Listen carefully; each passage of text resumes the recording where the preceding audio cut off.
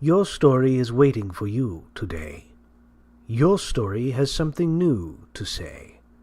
But your story will only come out to play when you're alone. Alone. Alone in a room with invisible people. The following episode may contain swearing. Alone in a Room with Invisible People is brought to you by hollyswritingclasses.com. Hi, I'm Rebecca Galardo, the host of Alone in a Room with Invisible People, and I'm here with author and teacher Holly Lisle. And today's topic is critiquing versus destructive criticism. But first, we're going to talk about what we did in our week. And I'm going to go first this time because mine is a lot smaller. And Holly's is very exciting. So just going to say, Holly, you know all the personal crap that I had to go through this week. So I actually was not even at the house for about 2.5 days or two days, roughly, something like that. So I had a whole bunch of personal stuff, but I still did manage to get a little bit more plotting done. I got another story. I got another 2 of the stories in the Ghost anthology worked on. None of it's done yet because I keep getting these really cool ideas in which I can either they're different stories for the anthology, which is great. So I write down that idea. I put everything that I can think of, everything that I have for that one idea into the little paragraph, and then I go back to the story and I'll get another idea, but for this story or for one of the other stories. So I'm having a lot of fun with the Ghost anthology. I'm kind of letting it go, but I'm also kind of trying to stick to finishing these stories too. So that is pretty much my week. I can't think of really anything else that I might have done writing wise. Yeah. Oh, wow. This week for me has been really crazy. I did my very first ever YouTube live, which was writing related because it was about the how to write a novel class that I've got coming up. And I did more on the lesson and ended up adding more to the lesson. And I've got to not do this in future lessons because the objective is to get them done in 1 week. But the first lesson might be a little on the large side. Along with that, however, this was a really good well, it started badly as to far you. as... For me? To you. I mean, the sound was a little... It got really bad there at the unending echo that popped up. I don't know if you heard that when you listened to the re-record. Or the replay. I listened to the whole thing and the echo, and I went through step by step and figured out what went wrong and how to fix it. And next time, and there will be a next time that I do a YouTube live broadcast. It was really, really popular. Everybody loved it. Everybody was excited to be there. Everybody was really happy and being able to interact with you. So it's something that was very exciting to be a part of. And once too. I finished doing the internal tournament flail, in which people could see me for 6 minutes sitting there trying to figure out what the hell was going on. And from the outside, I was very still. But on the inside, I was just screaming because I had tested everything in advance and I knew how it was supposed to go, and then it just didn't. And everything broke. It was three separate things broke. And I was trying to figure out all 3 of them simultaneously while I was live, or at least I was pretty sure I was live because I didn't even have any proof of that for a while. Yeah, because your chat wasn't showing. No, it wasn't. So it was like, oh my God. But see, this is typical. This is what happens to YouTubers when they do things. Their first video is going to mess up. It's going to delete itself. For the first live, you're going to nothing's going to go right. And it's just about the strength of continuing to go on afterwards. You did a really, really good live video, even with the echo. There was a lot of good content in that. I was excited about it, and it was so fun to talk to people. It was so fun. I didn't even get to see the actual chat room because I assumed incorrectly that the fact that I had the chat room open was what was causing the feedback. So you tried to close the chat. Right. So I just closed that screen, and I had Skype open, and Becky was sending me all of the questions via Skype so that I could answer them. But I was just alone there. I couldn't see anything. On to my fiction, which is the other part of the writing week, and that started pretty rough too. But Friday, I had this awesome breakthrough. And the funky thing about Friday is that for my Patreon guys, the folks who fund my currently 1 hour of fiction, I did at my top level, which is $5 a month. My top level guys get a 1 hour video of me writing first draft fiction, which, this sounds this sounds like a really stupid bonus, but for the folks who that's what they voted for, and it really turns out to be very cool because you are watching first draft fiction being created live in front of you, and it's never smooth. Never, ever smooth. And this wasn't either. And in fact, this is a really good example of back and fill as your fingers start moving and your brain starts working and you start understanding what that scene is going to be. Then you end up bumping up and writing new stuff on top of that and pulling things out and moving shit around. And so that video, because yesterday was the 8th, which is the 1 year anniversary of my Patreon. So this month I made all the bonuses on Patreon open so that you can get them. So you can. That's cool. Yeah. So I just wanted everybody to be able to see, and I have a wicked and evil plan here, in that I would really love to fund a second hour of writing every day, yes, Monday through Friday.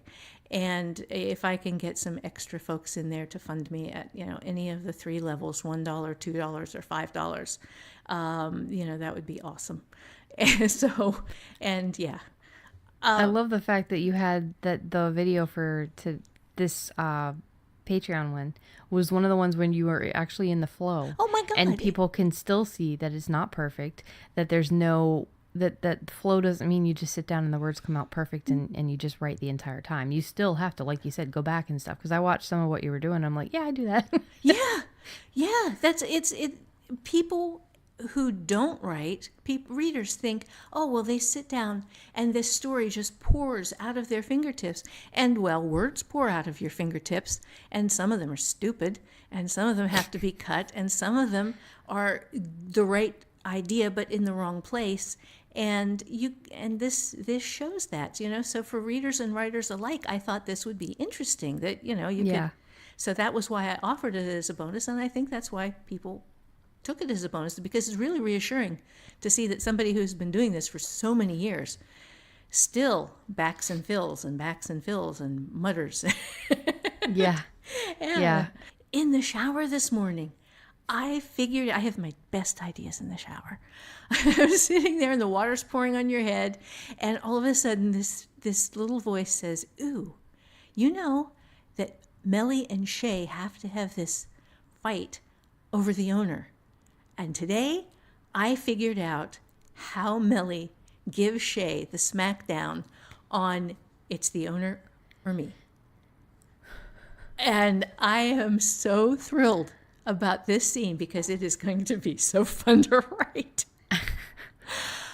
See, and this is one of those rare occasions where the conflict is actually partly an argument. Yes, well, yeah, this is a case where there is an argument in the conflict, but it is about Shay's relationship with Melly and whether they can be together when the owner is scary.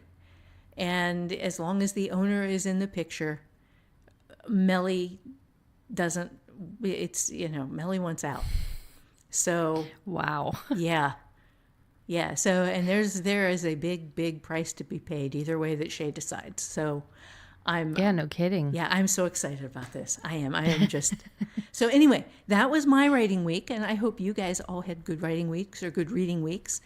Yeah, definitely let us know on Twitter or Instagram or Facebook how, anything's been going on for you, or if there's any topics you'd like us to cover. Like I said, we're not short for topics, but if we know that there's something that you guys really want us or need us to cover, we could maybe do a mini episode on that. But for now, let's move into critiquing versus destructive criticism.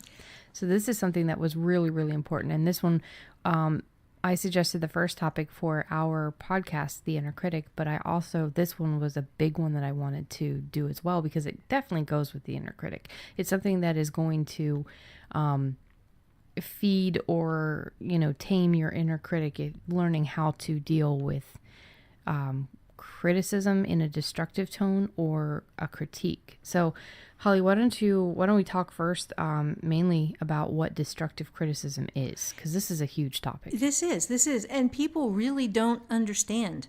Even writers who I think most writers are relatively well intentioned when they are giving criticism to another writer about that writer's work. I know that there are some people out there who are just awful, and who are awful on purpose because they don't see writing as they see writing as a zero-sum game in which somebody has to win. For somebody to win, somebody else has to lose, and they want to create as many losers as they can so that they can win. Or you have another awful kind of person that does not take the time, that uses excuses in their life to say they don't have the time, they don't have they're just too important in their life. They have too much going on in their life to actually sit down and write and learn to write, because, they already know how to write because writing is easy. They've read books. They know how to write. So when it comes to reviewing other people's stories or critiquing other people's work, if a writer puts up a story and says, hey, this is published, I'd love some reviews, I'll give it to you if you guys give me an honest review, something like that. You can get a lot of criticism back from that in a destructive tone, to where that person is basically saying things like, oh, this is not good enough to be published. Oh, these are the problems you're having. You can tell if this is a destructive kind of criticism if the person gives you vague problems with the work, and then when you say, oh, okay, well, thank you for your feedback, can you be more specific? Let me know where in the story, because if you're going to give me a critique, it would be helpful. It's not helpful now. It would be helpful if you would point out where these different problems are, and they never get back to you. Right. If they never get back to you, it's a bunch of BS. It's somebody who doesn't actually know what they're talking about, and they're just trying to be hurtful and cruel to somebody who is doing something that basically their subconscious, they know they wish they were doing. Mm-hmm. Yeah, so that's another kind of terrible person. Right. That is unfortunately more common than it should be. I have, I think, the best group of readers on the planet, and when I send out a request for bug hunters or somebody to read for a crit, I have people who, over long years of dealing with me, are really good. And they, you have some fantastic ones. Yeah, I do. I haven't even seen all the ones that you've had, but I looked out and got, I got a really good bug hunter from your site. That's right, because one of my folks that I go to, one of my go-to people, actually volunteered to crit for you too, and yeah. I'm going to say the first name, Barbara. Yes, and she did a fantastic job. Yeah, she's awesome. So yeah, a lot of my other bug hunters, the romance readers and stuff, some of them really did an amazing job. I mean, just went through the whole thing and just.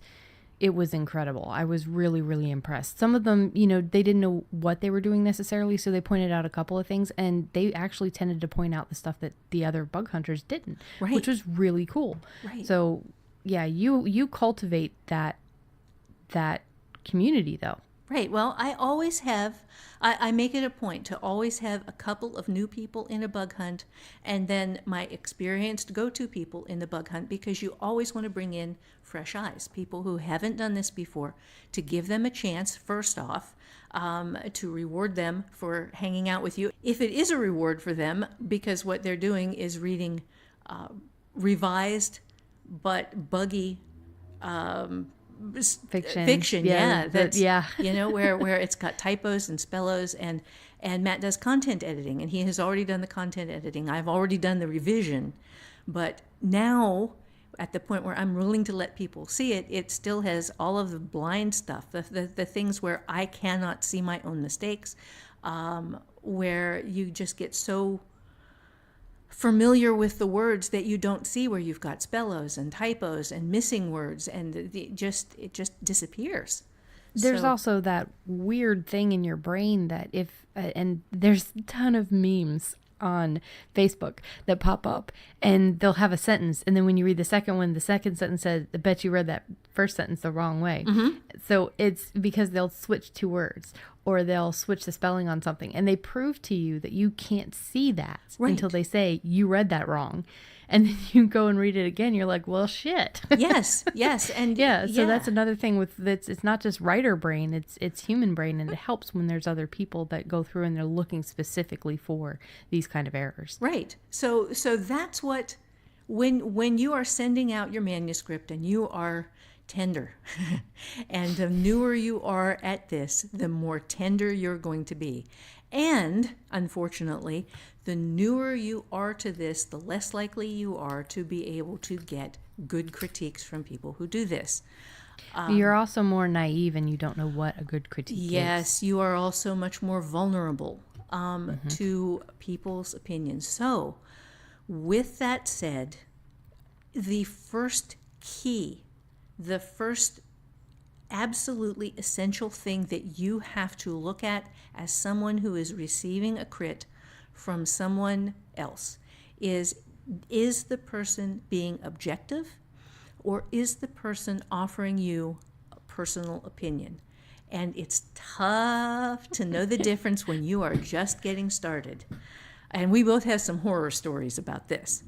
Oh, yeah. But an objective criticism is, okay, this paragraph goes on for a very, very long time. I lost my way in the middle. Okay, that gives you both the problem and the solution in that criticism, in that, okay, I need to break this up into 3, 5, 15 different paragraphs, depending on how long you ran. And then I need to make sure that each paragraph has some essential piece of information in it that makes the paragraph pay its way in the story. And a personal opinion goes like this. Oh, if I were you, I would eliminate your main character, because your main character is really way too cute and sweet and needs to be more of a jerk. Okay? That's horrible advice. A main character does not ever need to be more of a jerk. B, cute and sweet does have its place from time to time, My Little Ponies being the example that proves the rule. And yes. C, objectivity does not allow, in my opinion, you should. The instant you see someone who has given you a crit that includes the words, I think you should, or if I were you, I would, or if I were writing this, I would, you're done. You're out. You thank them and you throw away whatever it was they sent you. Because it's not even a lot of that, though. I mean, you're saying like, if I would, or if in my opinion, or if I were you, a lot of times you won't even get that. So taking Holly's original example of the paragraph, it goes on for a little while and I got lost. Okay, that's, you should you might want to cut it up. That's great. That is an objective. This is the problem. Like she said, this is the solution. In that same example, if somebody said, this is boring, or this paragraph is really dull, you using, I'm trying to find the right way, because I had an example of this. You go on too long, and who talks like this, and this is really horrible. This is hilarious because people don't act like this. Anything like that, you're looking at an opinion too, because people do act like that. Right. That's the thing, is just because people you don't know don't act a certain way doesn't mean that what is in that paragraph isn't still true. Now, the fact that it's too long is a very, very simple thing to write. Paragraph long, I got lost. Instead of, this is really boring, this is really dull. Now, if something that's a harder one. Okay, now really, there are times when this is boring is relevant, but yes, it needs, like the elephant thing that you use, the analogy. Oh yes, the yes. Sometimes you have to eat the elephant, but your reader only eats berries. Okay, this is when you have done massive research and you got really into it and it was so cool. And you want to share this amazing experience of research in your book. And oh God, it's just so fun. So in your first draft, you put everything in there and you thought you got most of it out. But from time to time, you demonstrate, by God, you ate the elephant. And Yes. yeah, and that stuff is in the book so that people can know how much research you did. The problem being that how much research you did is not the point of the book. The point of the book is to Yes. move the story forward and to be exciting and to show them adventure and cool shit. And to have the 15 people who, like you, also ate the elephant go, oh, hey, this guy really knows what he's talking about. This is not crap. This is good.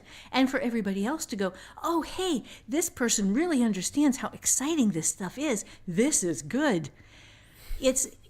So when somebody says, okay, and they're never going to say, hey, man, you ate the elephant. What they are going to say is, there is just way too much information on nano deconstruction of molecules. And Or if you're getting a reader who's not a writer, they'd be like, I got lost, man. I don't know what you're talking about here. Yes. Or this was really boring. Yes. See, that is good. Yes. That is good constructive criticism. But when it comes, again, you have to watch out too, because some people think that you putting in details of something else, and this is something that I ran into, is giving people too much, and the reader is going to not be interested because it's something that they don't know about. Oh God, yes. Yes. Yeah. Oh God. Yeah. This just amazed me. This floored me. I got a critique that basically she's in Leaving Juana Lucia, I have a couple of different things about bikers, and they're not long. They're not overly complicated. I don't put a whole bunch of information in there, but you want to put little details. Well, so this is something you know personally. So Yeah. I mean, you are associated with this. So yeah, and there are women out there that know bikes. There are men that know bikes. There are women that don't know. Men don't know. So but motorcycles are a very small part of that book, and like for instance, the fact that the best friends were working on the bike. This particular critiquer or criticizer said that the fact that I mentioned that they were doing the forks, which was one word in a very small sentence, was too much information. Now, this same person also mentioned in other places that, the bike stuff wasn't interesting and that it was boring and that I was going to lose readers because readers have, because they don't know anything about the world. That is a good thing for you to stop and realize when it comes to this kind of objectivity and opinion, to look at the entirety of what they've written that you've read. Because if they don't say, in my opinion, you should, maybe you don't know right away that this is an opinion. Mm-hmm. But if they're consistently telling you that things that are important to your story are boring, or that things that are important to the theme or the plots need to be taken out, that is someone not to listen to, because that is somebody who is not your reader. Exactly. That is not your intended target. Right, yeah. Right. Yeah. And one of the things that you will find is that folks will volunteer to create your stuff for you, and it turns out that they are not fans of your subject matter and will frequently try to send you in the direction of what they like to read, because they might have liked your style, or they might have liked your characters, or they might have liked something that you've done, but they don't like your subject matter because, oh my God, science fiction is icky. As a science fiction reader and writer since I was 9,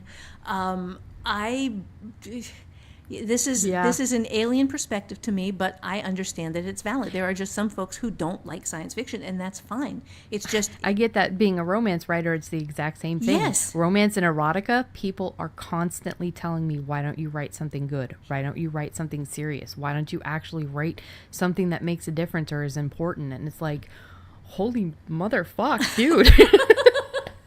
You know, like... Yeah, it's because this is what I love. Yeah, and there is a way to make any genre important, to make any genre and any story have a purpose and have a theme. And if your person who's reading and critiquing your stuff is saying that you're not writing important shit, and you know for a fact that this is important to you, they are not somebody that needs to be critiquing your stuff. If they keep trying to send you somewhere else, right, don't let them crit your stuff anymore. Because the most essential part of what you write has to be that you love this. If you're not writing something that you love, and if you're not writing about subjects that truly matter to you, if you are just chasing the big dollar, well, writer whores don't have a happy ending. And chasing the big dollar for book money is the same as chasing the big dollar for drug money, man. It's just, don't do that, because this is your life. It's basically prostituting yourself. Yes, exactly. And this is your life, man. This writing, if you want to write, then it has to be something that matters to you, and start that from the beginning. Okay, so we are going to assume that you are writing stuff that you love, and that the things that people are going to be giving you crits on are stories that matter to you. If they are trying to veer you away from what you love to something that doesn't interest you in the slightest because it's what they love, then you just thank them, and you remember that, and you put them on the list of not my genre. You know, might have done really great crits, but not for me. Yeah, or you can put the genres that they suggest. You can actually put that next to their name. Yeah. And if you do write, because many writers try out different genres. Oh, and if you do end up writing in a different genre, then, hey, shoot that person an email. Right. Yes, if they weren't dicks. Yeah, right, exactly. No, I mean, if you got what was a good crit from them, but it was, well, you know, but why aren't you doing something bigger? Why aren't you doing something in this other genre that I am crazy about? Well, at the point where you are, then contact them. But this is so frustrating for the writer, because sometimes you can tell that the person who is reading what you have written actually knows his or her shit. You know, they are giving good, solid crits of the parts of the story that they like, and then they throw you this loop.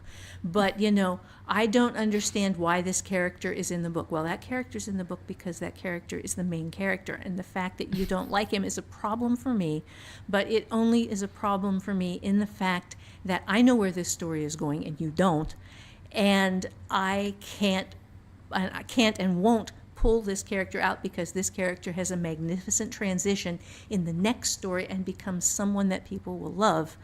And you are the person who knows what's behind all of this shit, and the folks who are reading it don't. So there are things that you have to hold on to, and there are people who will throw the thing you love most under the bus and suggest that you get rid of it because it's not nice, or it's not happy, or it's not what they like. And they're sitting there disliking a character, and it's not a love to hate character. Well, that's sad. It's different, because if somebody hates a character, that's good, because, well, not necessarily always good, but if it's an intended thing that person is a bit of discomfort for the reader, then you've done your job. But if somebody's saying your character is boring, your character has no personality, that would be something that you'd probably need to look into. Yes. Depending on other people's reactions as well. You need to kind of look at this as a whole. Right. Okay, now there are some other things that are very useful that you can get from folks who are doing crits, and some things that are very useful that you can crit yourself if you are doing crits for somebody else. If you are reading through dialogue, and the dialogue does not accomplish anything. See, dialogue is a way to disguise plot twists, and a way to introduce things in which you misdirect the reader, by We'll have to do an entire segment on dialogue. On dialogue. Then. Yeah. But, if you, dialogue is not about people discussing the weather or discussing their personal lives. If they are talking about things and those things are not moving your plot forward, then you have a dialogue problem. And a good reader can spot this and say, okay, well, these guys are just standing there and they're yapping about the weather and they're yapping about this, but I don't see anywhere in the story. I went through and read it twice, and when I came back, there was no point where the weather played a part in a later part of the story. Now, if they're talking about the weather and there's a hurricane coming in and they are concerned about the weather, and later in the story, one of them has a shelter and won't let the other one in because there isn't enough space in the shelter, and they have already talked about this at some point, and hey, well, hey, anytime. And then it turns out not anytime, then that is relevant to the dialogue and that is relevant to the plot.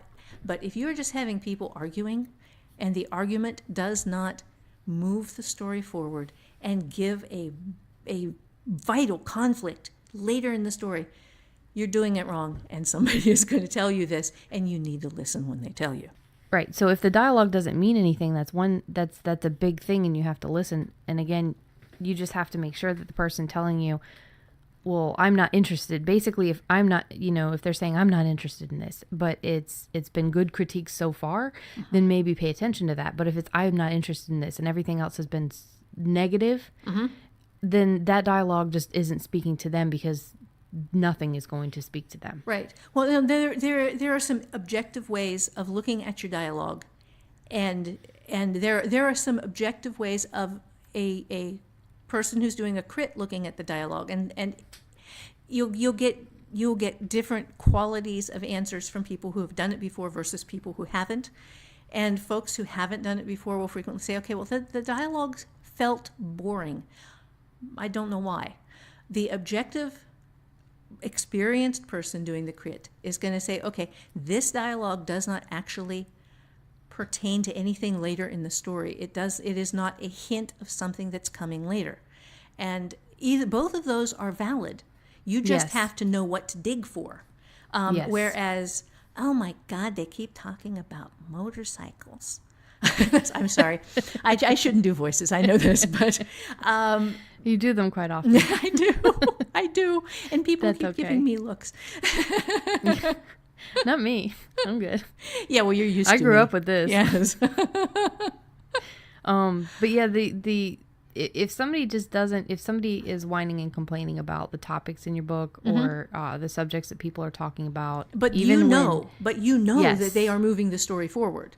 Exactly. Then you have to discount that. That is not an objective crit. That is a subjective crit. It is a matter of opinion, and it is not helping you if you let it freak you out. And oh my God, it's so easy to get freaked out.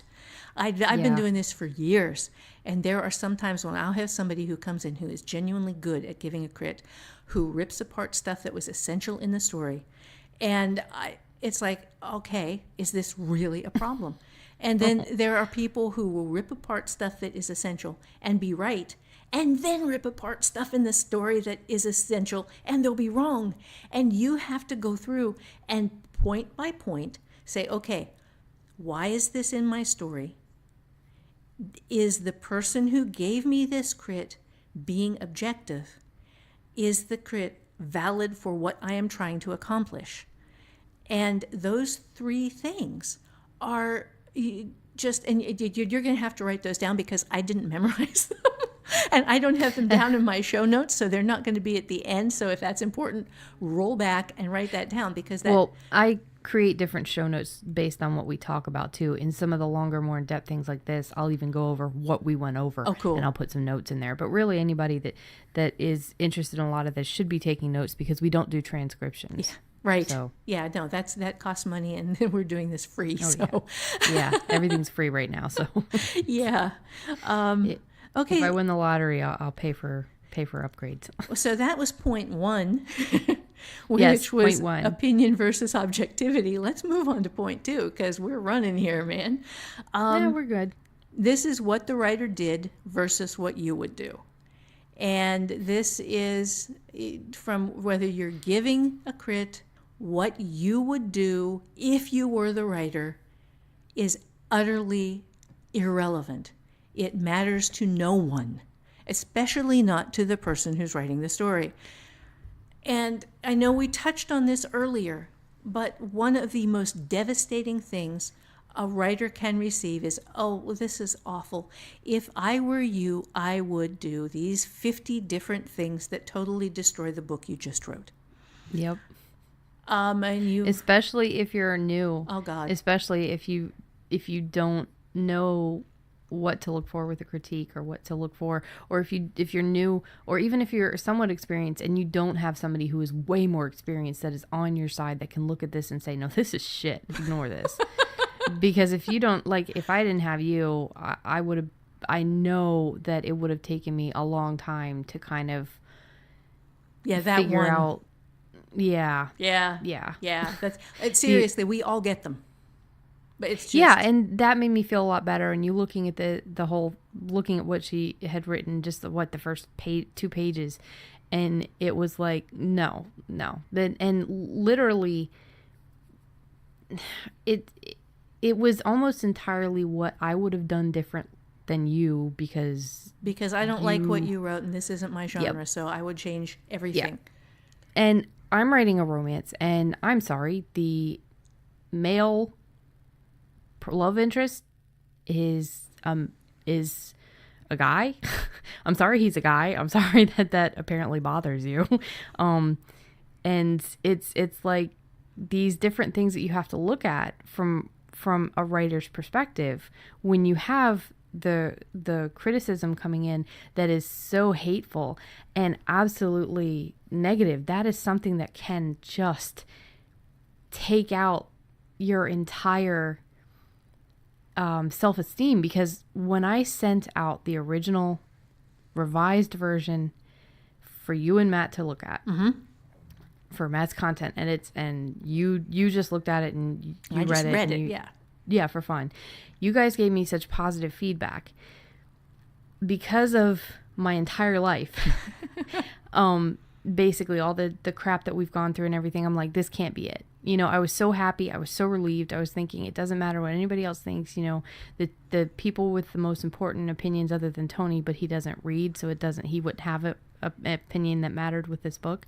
But the people with the most important opinions on my work have just said, it's really good. These are the only issues. So but in my subconscious, I'm thinking that can't be it. And I think a lot of writers are going to feel this way. A lot of writers are going to feel down about their work, that it's not good enough, and this is just something that you're going to feel. So you start getting all the other bug hunters, and all the other bug hunters look great. They're like, this is great. They found a whole bunch of stuff that you need to fix, but yes, there will always be stuff. Oh yeah, there was a lot of stuff. I mean, a lot. And, but it's a 70,000 word book. So I'm not surprised that there was a lot of different, little grammar issues here or there, or misspellings. But then at the very end, when one person comes back and they're basically pushing all of these things that would be your own fear. Your characters are stupid and pointless, and they have no value. The female is weak and needy, and you need to have, which I thought she was strong. There's stuff about him being too aggressive. And funny enough, one of my romance readers, and they had slightly different directions. One of the romance readers that I had said he was too beta. Yeah. And then she's, saying he's too aggressive. All of these different things, you have to look at what you wrote, what's important to you. Because what somebody else would have done, because they're not doing it themselves, or because they just really, really can't stand your characters who are a part of you, that is going to hurt. Mm-hmm. And it is invariably when somebody feeds you back the worst things that you think privately about yourself and your work. Yep. Invariably, you are going to get somebody who is going to tell you all the worst things you have ever thought about what you just wrote or about you as a person. And it's very hard to ignore that, because it seems like a confirmation of everything you secretly think. And it seems like they must be the only person who can really see you. No, this is someone who is being destructive to be destructive. And it's just, and this is the thing that you have to remove. This is the person whose name you put on the list of never again. Because, and you know, they might volunteer to crit for you again, because, hey, if you're asking for crits, there will be people who will come in and try to crush you. And there's a lot of, you can tell in their writing too, that there's a lot of glee and enjoyment that they get out of pointing out everything that's wrong. Mm-hmm. If they don't say anything positive about your work, that's a big indicator. The phrase, "It was hilarious how badly you screwed this up," Yep. This is a tip off right there.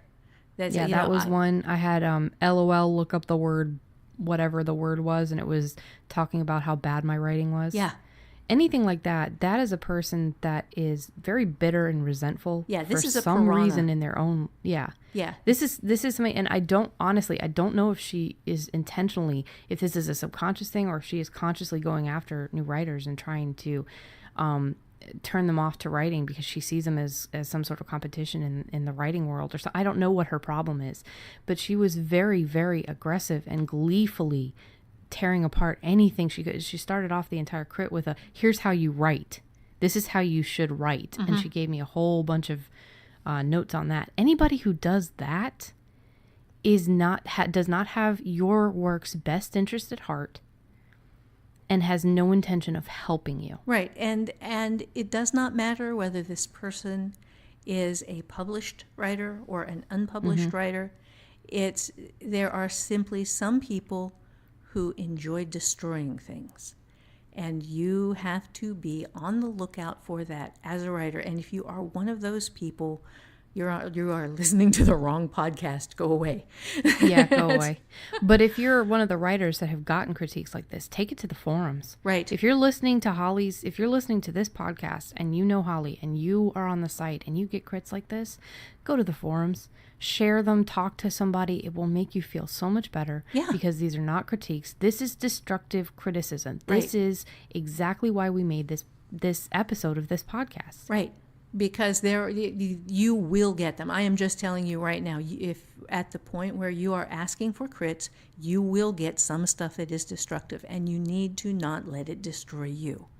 So, yes. Okay, the next thing is you as a person who is giving a crit, or you as a person who is receiving a crit, you have to understand what you as the writer asked for or what the writer asked you for, and make sure you deliver that. I had a couple of really good crits that were basically edit level crits or revision level crits, in which people were saying, well, I would really like to see more of this character. I would really like to see more of this situation. I would really like to know what this other thing that you don't have in this story is about.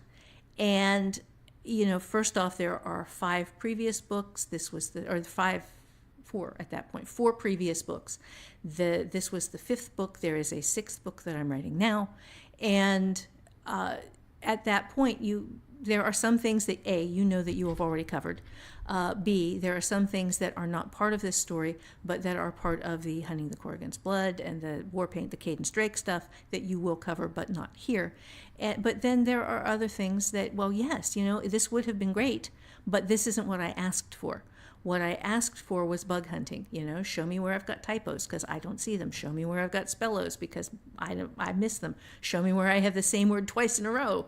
Yeah, or show me where I change the color of something, or show me where you think a character is acting out of character. Yes. Not like the character that the reader would want him to be, but out of character of the character that you created. Right. I have read the previous five stories, or I have read the previous 4 stories, and at this point, this character is acting really uncharacteristically. Did you intend that? Because sometimes, yes, you did. Sometimes somebody is being deceptive. as was the case with somebody who said, well, did you intend that? And it was, yes, I did. Very clever of you to catch it, but I'm not going to tell you what I was doing. And, but so it is okay to ask questions. It is not okay as a person who's giving crit to give, you need to fix this, because sometimes it's not broken and sometimes the writer knows why. But did you intend to do this is always welcome, because sometimes my person who asked me, did you intend to do this? It was, whoops, nope, there I didn't. I screwed that up. Thank you for catching it. And I fixed it. And it took about a chapter because it was, wow. Oh, yeah. Yeah, the final version of, the final version of Viper's Nest was significantly longer and different, because this one reader, and Allie, giving you a little shout out here, Allie, this one reader went through and asked me a bunch of questions, and some of them it was like, I'm not even going to tell you what I'm doing there, but yeah, you spotted it. And some of them it was, whoops, I missed that. Yeah, so that's something that, but when it comes to looking at what you asked of people and what you got, if what you got was different from what you asked, that's my issue with that. Was once it was explained with the one person that we were talking about earlier, when it was explained this isn't what was asked for, she came back and said, well, admittedly, I read the email that you sent instead of paying attention to the instructions from the bug hunt. Right. Literally the same thing that you wrote in your bug hunt, I just put in my own words with a little bit more detail in the email. Every single other bug hunter that I had, I think I had a total of 10, 11, 12, something like that. Every other person got it. They read my email. They read the instructions perfectly fine. So if when you're asking for something, somebody gets on the defensive like that and says, well, I was just doing what you wanted. Again, don't interact. Right. Don't, because I didn't. Right. No, you can just say, like, thank you for, thank you for your time. Yeah, clearly thank you for worked helping hard me on out. this. And then they go on your don't use them again list. Yeah. And just don't argue with them, because you're not going to win. They're not going to admit that they were in the wrong, especially somebody who, if they are acting so gleefully about tearing your stuff apart, there's no way they're going to say, oh, I was in the wrong. So just acknowledge that they worked on it and leave it at that. Right. And then you can either put them or not put them into your acknowledgments at the end of the book. Yeah. So put them. God damn it, Kiki. You should leave that in. You should let them hear your crazy cat being helpful. Maybe I will. If you can hear the squeaks, then you guys get to hear that. But yeah, so it's that's a big thing, is also making sure that people understand what you're asking of them. And I think that this falls on the writer a lot. Yes. And it's not going to be the reader's fault if you're not clear. You have to be clear with what you want from your critiques. So if you have a first draft and you're asking people, hey, I need to know pretty much everything, is from the start, because that was the problem that I had with Mark. I sent him Leaving Wanda Lucia, and I thought he had the instructions, and he didn't. So he was basically just going full on edit like that first lady and saying, well, I don't think you give enough introduction to Brock if he's going to be a main character or the bad guy or something, because he's looking at each individual page and character, and it's like, no, wait a minute. Right. Whoa, back up. Right. So you have to, as the writer, you have to give them instructions and clarify what you want from them. That is tough, because to get what you want, first you have to know what you want. And when you're new, it's kind of tough to know what it is that you want. And when you are new, you are much more likely to be asking at the revision level, because you don't want to spend a bunch of money to hire somebody to go through and tell you what needs to be revised. And you are crowdsourcing your revision edit. And this can work, but you get wildly divergent recommendations. Yes. And from them, you have to figure out what it is that you want to use and what you want to throw away. And first you have to know how to ask, and that's tough. So that, how to crowdsource and edit might be one of the shows that we need to do. Yes. And not to plug, your stuff too much, but How to Revise Your Novel really, really clarified for me in a ginormous way. I mean, that course did so much for me, but one of the major things that it did for me was it helped me clarify exactly what I wanted my book to say, exactly what I wanted my characters, how their arcs, how there was an arc for the main character, how much I wanted in and how much I had to take out. It clarified a lot of that, but it also clarified for me what I needed from other people, because the more you fix your work, the more you see the places where you're not so confident. So it's something that you might have an easier time answering if you know the places where your book is kind of not exactly how you wanted it to be. Right. Well, that particular class, it is the most brutal, difficult, rough class that I offer, bar none. I'd rather take math.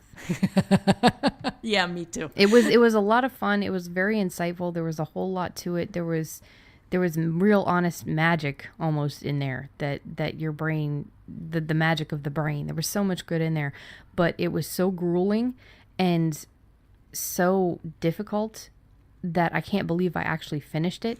But I would rather, if I was given, okay, well, take a math class, take calculus, and you'll have a book that's revised, or take How to Revise Your Novel. I'm taking calculus. Yeah, well, it is taking there is absolutely no story so crappy that it cannot be revised into something good. The question here is whether you are willing to do the work to do that or not. Because no matter how crappy the story is, if you know what you want it to be when you're done, you can fix it. It's just getting there sometimes is more effort than people want to take. And some stories, seriously, and I have written one myself, that is on my hard drive, and it was a nice idea, and I got most of the way through it, and it's just, I don't want to do the work to make it into something that would be readable or publishable. I just don't. But if you do the work to Yes. make it more publishable, then it's going to help you know what to ask for when it comes to critiquing, Right. when it comes to having people look at this, and being new, it is kind of difficult. Yeah, well, at the point where you have made it through that class and have actually done the work, you know what your story is. You know. Or the Publishing While Broke course that you have, because that's where I got the bug hunter details. Right. But if you're doing this on literal broken and you can't get that course yet, we'll definitely have to do just a basic, maybe a mini episode on crowdsourcing. Crowdsourcing for your revision. stuff. Yeah. Yeah. Crowdsourcing a revision. Well, crowdsourcing revision. Not revision, but crowdsourcing the revised novel, or crowdsourcing. Right, exactly. The critique. Yeah. Crowdsourcing a crit.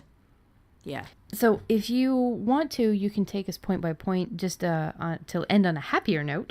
Okay. What we should do, maybe what writers should look at for critiquing, or give us some tips on what a good critique looks like, just some basic pointers.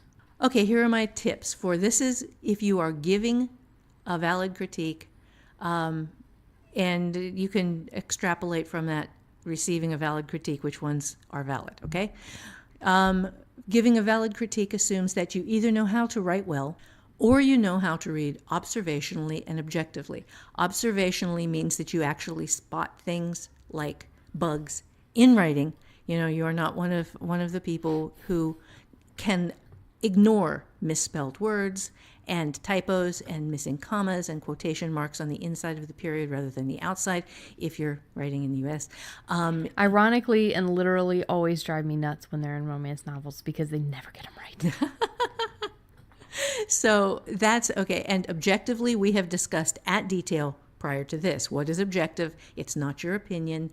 It is a thing that you can both point to in the manuscript, this specific spot, and the problem that needs to be fixed. This paragraph is too long and it wanders over too many things. You need to fix that. Okay, 2, you are looking for what the writer is trying to do and where he or she hits or misses. This is, you are sympathetic or even empathetic with the writer's goal, which is to write a good story. And your objective is to help them make the story that they want to write better by doing exactly what they asked you to do and no more. You point out what is good as well as what is broken. Oh my God, I cannot tell you how important this is. That you are reading along and something makes you laugh, and it was supposed to make you laugh. Let the writer know this. If you are... Barbara and Melanie were excellent about that. And I have to say, it makes the author giddy and happy, and you get cheerful when something that you intended to work, like, really did work, and somebody's like, I understand this, or yeah, that was the funniest. Yes. Yes. Yeah. Please mention that to even writers. when I was doing this commercially, and I would get notes back from my publisher's editor, and you would be reading down there, and then there'd be in the side note this little line. I had laughed so hard I had to stop reading. I almost wet my pants. It's like, thank you. Yeah, professionals. I know that there are bad ones too, but real honest to God professional people who do this for a living, they don't want you to fail. No, because you're going to make them money. So they're not only that, but you're the person whose book they bought, and if you don't do well, it reflects badly on them. So yes, a good editor is your friend. Seriously. I had one that wasn't, and she was good the first time through, and just completely fell apart at the end. But on the second book, but overall, I have had a string of really, really good editors.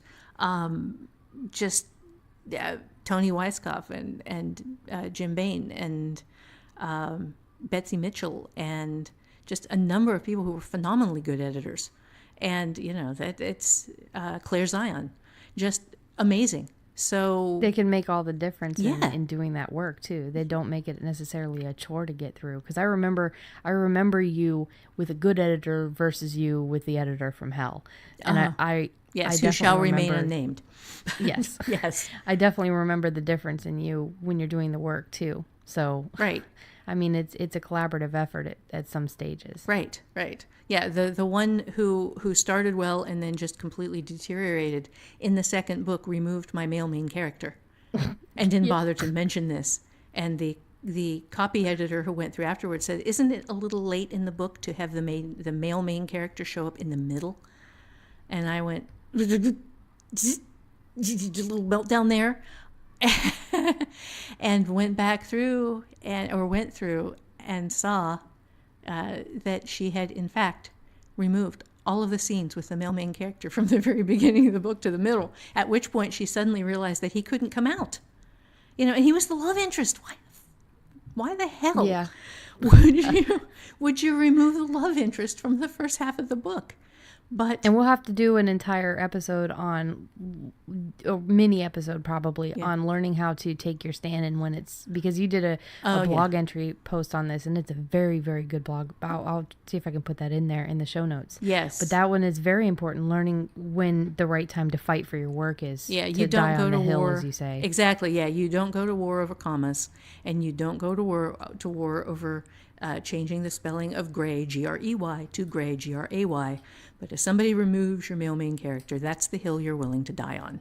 And I was. And I won. Good. I was a complete and total bitch about it, but I won. And my book did not get screwed. My opinion on you being a bitch on that is not, I don't agree, but that's, The next point, you remove the word I would or you should from your vocabulary. And this is when you are giving a crit. There is no place in any crit for I would or you should. You don't know what the author would or should, and you don't get to say.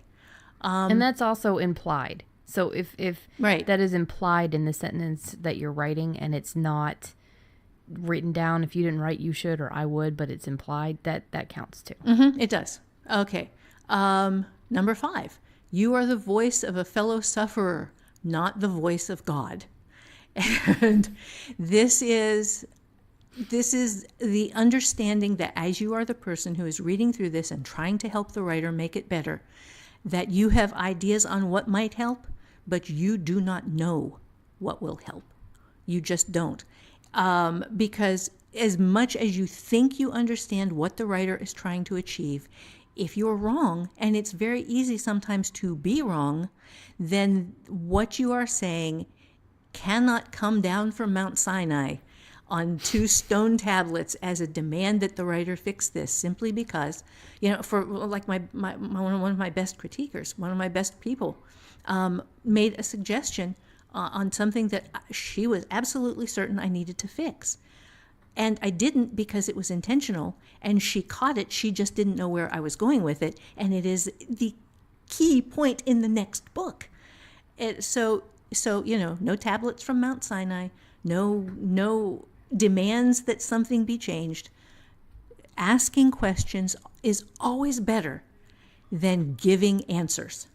Yeah. There's a scene in Leaving Wanda Lucia, I won't say anything in specific, but that Matt really, really, really liked.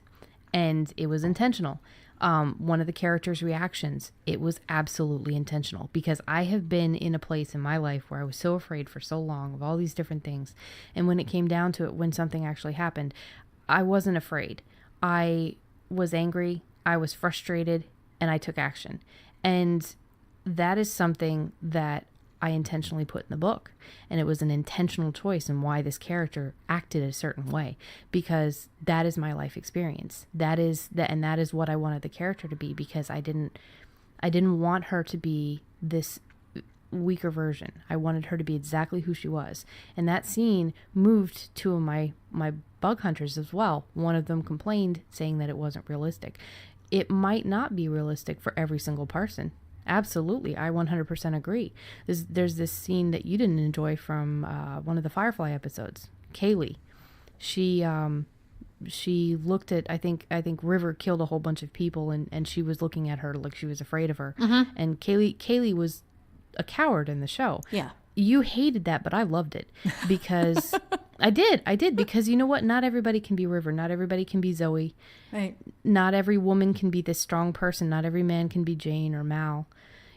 I think given certain situations, Wash might have been a coward as well.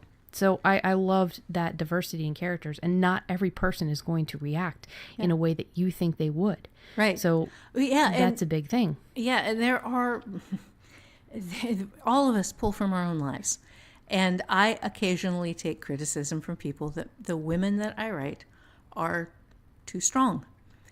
I had this experience when I was either late 13 or early 14 in Costa Rica, where you had to ride a public bus to go back and forth to school, because it was a private school. I was in the Costa Rican Academy. It was the kids there spoke English and Spanish, and I was learning Spanish at the same time that I was. Yeah. Anyway, I was standing at the bus stop, and I was a kid, and I had an umbrella because it was getting ready to rain. It's Costa Rica. It was summer, and the rain comes over the mountains. And this guy came up behind me at the bus stop where I was alone and grabbed me and started fondling me and rubbing himself up against me. And I totally lost my shit. I slammed my head into his face. I stomped my 6-inch stupid high-heel stupid shoes on the arch of one of his feet. I turned around growling and chased him with my umbrella, intent on killing him. I totally, seriously. Because my mom's a badass. But I was between 13 and 14, and I just had a really atypical panic reaction that was kill that bastard. And I was going to, and he ran away. I was growling as you told me that story a couple of weeks ago, and all I could think of was me chasing a certain person who was stalking you. Yeah. I would grab your bat or something that you had in the house. Yes. And I'm 10 or 11 years old, fat little chubby kid, chasing a grown fat man away from the house. Yeah. Yeah. I was going to kill I would have been happy too. And so yeah, I get some of my genes from you. But you got to realize not everybody reacts the same in every situation. And you have to understand that characters that writers write are drawn in part from experiences and memories that changed their lives. And that experience changed me permanently, forever. In ways that I am still fucking trying to deal with. And you're going to go through stuff like that too, or you have gone through stuff like that too, and to make your writing better. Now, Kaylee isn't exactly me. She's a lot weaker in a lot of ways than I am. Oh yeah, oh much. And it's fine because she is a person, and there is nothing wrong with her because she does fix her own life. That's the point. And I'm trying not to give away any spoilers. Right. But the things that you have that have traumatized you, that have hurt you, that have made you happy, that have changed you as a person, giving birth, I know that changes you entirely. That you're a stronger person for that. So all of these things are things that you should absolutely put in your book in any way that you can, that matter to you, that make a difference to your story. And if somebody says that you need to change that, or that what exactly was the wording on that list? It's okay, that was 5? Yes, you are the voice of a fellow sufferer, not the voice of God. So if you're looking at something and you think you like, if your critiquer is looking at something and they think that they know what you meant through it, or they think that you failed and they said this, take a look at what you meant to do. That was one of the stronger areas in my book that I knew I wasn't going to change. And if I have to, I can alter things before that part in the book to make it more likely. But I don't think that I need. I think that I built up enough strength in her to have that scene fixed, right? To have that scene work. So it's something that you will have to look at. Is their opinion valid? If not, don't worry about it. If it is, look at other ways to fix the scene that is important to you in order to make it work. Right. So, okay, so the next 6, you use neutral language and you state specifics, not vague generalities. Neutral language, not LOL, this is stupid. Right. Stupid, sucks, couldn't write your way out of a paper bag. Yeah. At the point where you, and as someone who is doing a crit, there are going to be things you read where you're going, oh my God, this is awful. It might be, it might not be, it might be your opinion. Either way, at the point where you realize that you are incapable of giving an objective critique of that particular piece of work, you gently bow out with, oh my God, I just ran out of time and I can't work on this now. Which I don't understand why my one bug hunter didn't do it, because she clearly hated the book. Why wouldn't you just say, I'm sorry, I just got slammed, I can't do this. Right. All right, no foul. Right. You don't have to hurt somebody's feelings. You don't have to try to destroy them.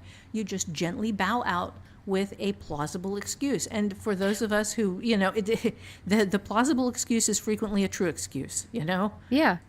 No, the one thing you said, the hurt feelings versus destroying a person's work, I think there's a difference, because when you get crits, especially if there's something in there that you really liked, but people, like a whole bunch of people are telling you, okay, well, I think to use your language, you ate the elephant here. If you did like a whole page of that research and you freaking loved it and you were like, this is the best, and then somebody says, this is boring, or this is way too much information, or this, oh my God, what the hell have you done? Where's the rest of this book? This is completely, I'm not reading a textbook, am I?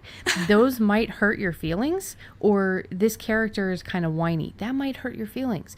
But the destructive is, this character is a bitch, I can't stand her. Why did you write her? This is she's so weak, and the whole point of the character is that she has these frailties. Right, and then she gets stronger through the story. Yes. Yeah. Yes, that is trying to destroy your work. If somebody who's looking at every little thing that a character does, and even contradicting themselves in the critique. Oh yeah, that's a good clue too.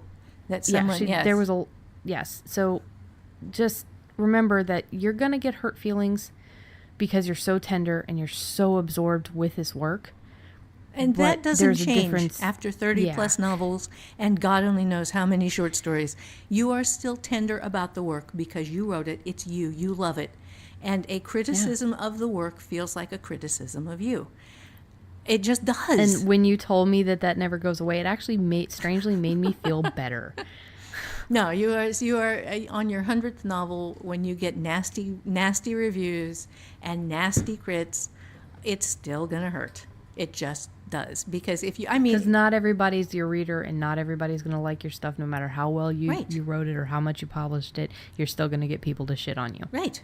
That just happens. That is part of the job, and that is where you develop the thick skin, and where you generally don't read your reviews, unless somebody who likes your work points out one and says, "Oh, this is awesome, you've got to read this," and then you go in and take a look. Because I have been extraordinarily fortunate that the majority of people who review my stuff actually like it. And thank you if you are one of those people. But, was there one more, I think? Oh, no, there is one more. Yes. And this is number 7, and this is probably the most important one of all. Just because it isn't your kind of fiction doesn't mean it isn't good. It is entirely possible to read the best science fiction ever written and despise it because your brain does not appreciate what a science fiction story is trying to do. In which case, that's fine. Just don't read science fiction, but don't volunteer to give crits on science fiction either.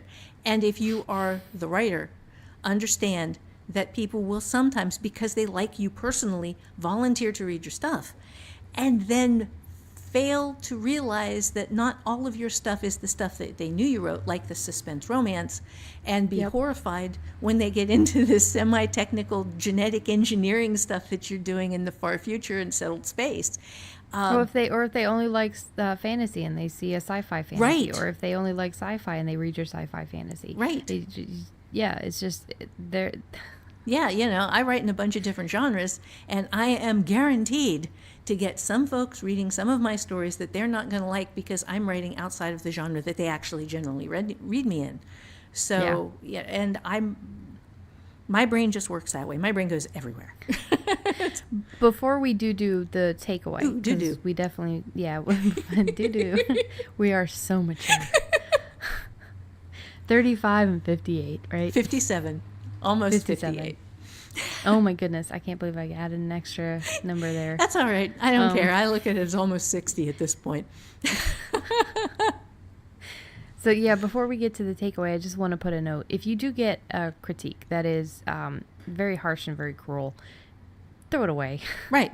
Like we said, respond to them, thank them for their time. If you get this useless crit, thank them for their time. Obviously they put some effort into it. You can't know for 100% sure that they were malicious in intent. No, some people are just inept. Yeah. And I don't have any necessarily hard feelings. My fear is that other people are going to get crits by this kind of person and destroyed. Think that they're and they would just be, because if I didn't have you and I didn't have all of this history from you, from learning from you and growing up from you and knowing what a good, really difficult crit to take is, then it would have destroyed me, I'm sure, because I'm a Cancer and I'm very tender and I'm I have a rough exterior shell, but I'm soft on the inside. So if I hadn't been raised by a writer who has always been very blunt and very honest with my writing, I wouldn't know what a good crit is. And if you haven't had the amazing luck or privilege or whatever you want to call it that I have had, then that kind of critique will render you probably mentally useless when it comes to writing for a little bit, especially depending on how harsh and how cruel it is. So do yourself a favor. Don't poke at the sore tooth. Don't poke at the hole from where the tooth has been excavated. Just toss the thing aside, because honestly, after I got through a couple of pages, I realized, because I wanted to use something that she had, because clearly, she had put a lot of work and effort into it. She said she used every time that she had available. But after a couple of pages, it was like, I can't do this. There's nothing in here. And the thing with critiquing, too, that I wanted to make a note, if you are critiquing and you are being harsh and judgmental and very, very cruel about the writer's choices that were not your choices, any good critiques you have, any good points that you have to make are going to be lost. Right. Because that person can't trust you. They can't look at your work, your critiquing work critically or objectively, because all they see is, you think I'm shit. Yeah. You think this story is shit. So everything you say, I couldn't make it past the pages. I had to just dump it, because even though I can look at things objectively, I can't look at that because she wasn't looking at things objectively. Right. So anything she said is tainted. And that's the problem. You could have some really good critiques, but if you are not following these basic, very basic good guidelines that Holly has put out. Right. Be a human being. It does not hurt anyone to be kind. Yeah, it really doesn't. And you can be blunt and still be kind. You can say, this character is being really stupid right now. And 2 songs have just popped into my head. One is Culture Club's Do You Really Want to Hurt Me? And the other one is Cruel to Be Kind, and I don't even remember who did that anymore. Yeah, so that we'll put a link in the show notes to Holly's notes about critiquing. She has a really cool document on her blog about starting your own writers group, and it's in there that has all of these the rules, good, the and bad, lists. and the ugly. Yes. How to find a writers group, and that's a free thing on her blog, and I'll put that in there. Yeah. But yeah, just this was an incredibly important thing for me to put in there. Also, and I completely forgot to mention, the teacher. When I was in eighth grade. Yeah. So everybody, all of my teachers except for one, Mrs. Hartman, who is actually here teaching in Hehira, I believe. She was the one that wasn't crazy about you being a writer because of sympathy for the devil. She was very, very religious. I remember I had that book in class, and she was unhappy with me and made me put it in my backpack. And yeah, but the other experience that I had that was not a positive about my mother being a writer started off positively. This teacher absolutely loved you. Loved the fact that my mom was a writer. Don't think she read a damn thing you wrote, but she just, she was an English teacher, so she loved it. Mm-hmm. But when I turned in a story, and it was one of those stories that I always used to write as a kid, it was this kind of sad story. Sorry if you can hear my cat, by the way. It was this kind of sad story that had this really bad, just twist ending that was just like, oh my God, what happened? And her note to me was, and I believe I still have the paper, very disappointed. You should be better with who your mother is. Oh, God. You were livid. Oh, yeah. You were beyond livid. And I don't remember if you went in to see her, or if you had called her or called the principal on her, which the principal ended up being my principal at my high school too. But your thing was, you don't care how hard somebody critiques your kid, as long as, it's a critique of their work. Valid crit, yes. Yeah. Your thing was, why are you comparing my not even 13 or my not even 14-year-old daughter to my work? Right. Which you haven't even read. I'm pretty sure she hadn't even read it. But yeah, and that just to make sure that people who are critiquing your work aren't comparing you to other authors in the genre. Yeah. Or other, because I used to get this a lot. They would point, they would say, oh, well, you should write more like Debbie Macomber, or you should write more like so-and-so. There are different subgenres in romance. If you only ever read one writer's work in romance, you're not very well read. Right. And it's the same thing with all these other things. So don't let somebody else compare you to another writer or tell you to go read another writer's work. Never, ever.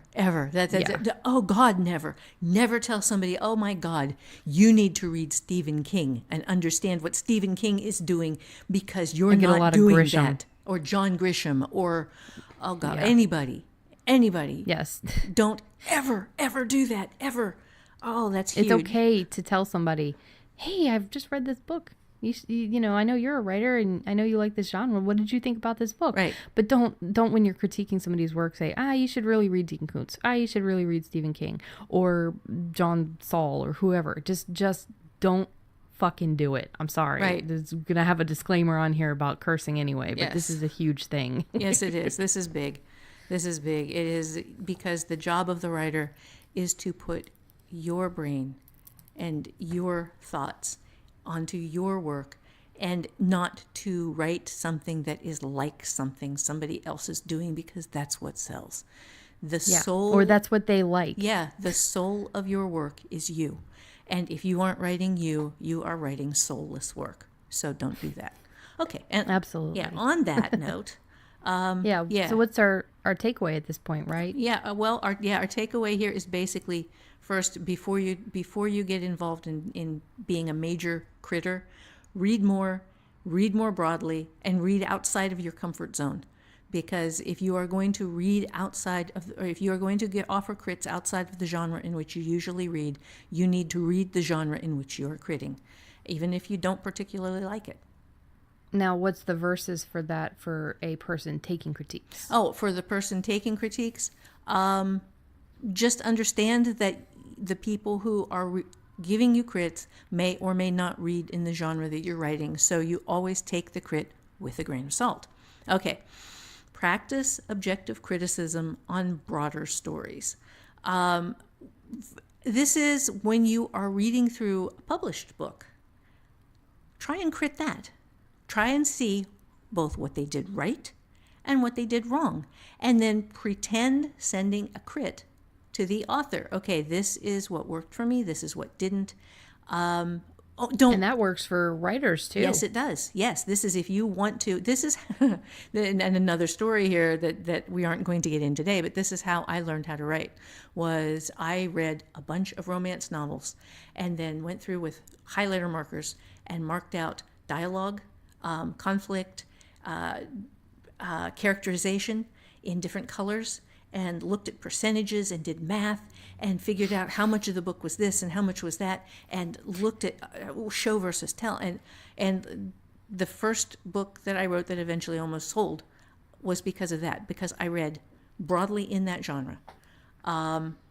And that would be the same with the writers, so it would help you with your writing, but it's also going to help you know what to expect with a crit. If you write a couple of crits for good books or for published books, bad books, whatever, and you're writing these, then you'll know what to expect when it comes to people critiquing your work as well. Right. This is a buffer zone that you are building for yourself. You are building up by understanding what other people can say to you. Then you are prepared for when they say it. Okay. And then, if you receive a bad crit, and by bad I mean mean, obnoxious, spiteful, intentionally destructive, you ignore it. You don't keep reading at the point where you understand that this person is intentionally being destructive. And you will know. You just roll it up in a ball and throw it in the trash can and walk away. Because you must understand, and this is the most important thing I want to leave you with, is that as a writer receiving crits, you must understand that there are people who want to hurt you. That there are people who consider anyone else who's writing fiction competition for them, that they have to destroy. Or somebody doing something that they never had the freaking guts to do themselves. Yes, yeah. Depending on if it's a writer or a voracious reader or just somebody who used to read 10 years ago, whatever it is that you're getting. Mm-hmm. Right. Yeah, so it's somebody who is taking this out on you, and it has literally nothing to do with you or your work. Right. Because you are not, and I know that there are people who are going to listen to this and who are going to continue to do vicious crits of other people's work, because that's where they get off. But if this is entirely for the people who are going to get these crits, throw them up and throw them. Don't throw them up. Throw them out. Yes. You might feel like throwing up. Yeah. You might, but don't. Don't make yourself physically sick. Yeah. Just don't do what I did and keep reading, trying to find the good crits because somebody worked so hard. No. You know what? You worked harder on that book than anybody worked to critique it. Right. So if you get something like that, throw that shit away. Don't let it. Try your very, very best. Meditate a couple of times the next week to try to get rid of that. Try to accept it and let it go and move on. Yes, just understand that a crit like that is a reflection of the person sending it and not a reflection of your own work. Oh, that's perfect. All right. That is awesome. It is just, Okay, so that has been our episode for today. We hope that you have enjoyed our horror stories, and we hope that you have, really got something to take away from it and found something. And you know what? If you guys have had bad crits, feel free to come on the blog and leave them in the stories, because honestly, Yeah. sharing these these horrible crits, sharing these horrible stories, these horror tales, make us feel better because we're not alone. Right. You like Holly said, you are absolutely guaranteed to get bad critiques and bad critiques reviews from people. and yes, bad reviews. There are people who pride themselves on never giving good reviews. Yeah, who pride themselves and think that it's something to be so very proud of, that they have this huge list of, look at how critical I can be. Just, if you have these horror stories, share them with us, because we would be more than happy to be in your corner and to sit there and be your shoulder. Yes, know, on this episode, just write down your crit horror story. You are that could be an interesting exercise and like a cathartic thing. Yes, don't name names. Don't name names. Yeah, just say Kate and Bob, like Holly does. Yes, Kate and Bob. This is the time where you want to anonymize the crap. So yes, Kate and Bob. So yeah, we hope that you have been lightened a little bit by our episode, and to know that you are not alone, and that we are here. So that has been, again, the episode Critiquing versus Destructive Criticism. You can find us on all of the socials. We've got Instagram and Twitter at AIARWIP. You can also search the hashtag Alone with Invisible People or Alone in a Room with Invisible People. And we're on Facebook at Alone in a Room with Invisible People. Our website is alonewithinvisiblepeople.com. And you guys try to say that name like 5 times fast because you have to practice it. So remember, we are still offering the ebooks for iTunes reviews. You guys have been amazing. Thank you. I cannot believe how many iTunes reviews we have for being such a small and independent and brand new podcast. The fact that we have, so many ratings and reviews, you guys are just fantastic. And all of the feedback we've been getting, all of the people sharing our social media pictures and our tweets and the Facebook, sharing the different Facebook posts that we have up. Yeah, and just sharing the podcast. Yeah, and just sharing the podcast. It means so much to us, because this is something we love. This is something you love. And we want to continue doing it. And more people listening will definitely help that. Yes. So leave us iTunes review. And you can either screenshot it or just tell me what your username is, and you can show me the proof that is your username. And then once I verify that you have left a review, I send you Squick Studies, and which is Holly's book set in settled space, and Good Bones, which is one of my ghost anthology horror stories. Feel free to let us know how you like them too, if you do, and just if you don't be mean. Don't give us a mean crit now. Exactly. We would like to have some more flash stories for our Halloween anthology. So, and again, remember, we're going to be reading them. So, and they're going to be up, and you retain all rights to them and can publish them and everywhere and everywhen. You just give us single-use rights for them to go on the podcast and then stay there. Yes. And if you have not listened to the Why Write Flash Fiction episode. Oh, you should, because it's all about surviving failure. All of the details are in that episode, right. But it's also an incredibly moving and motivating episode. It blew me out of the water how amazing that episode, at least in my opinion, and I know Holly feels the same way, how deep that episode got. Yeah, I still think that's the best one we've done. I felt like it was definitely I mean, it felt like the best episode, especially after I was done editing. I was like, wow, that was really deep.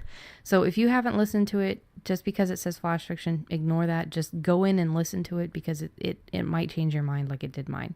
Yeah. So I guess we will see you on the next episode. Yes, we will see you soon. And now, a word from our sponsor. You want to write, you love words, you love fiction, but you don't know where to start or how to middle or where to finish. I do. I'm Holly Lisle, and I've been doing this professionally since 1991. And I know how I did what I did to go pro, and I'll be happy to show you what I've learned.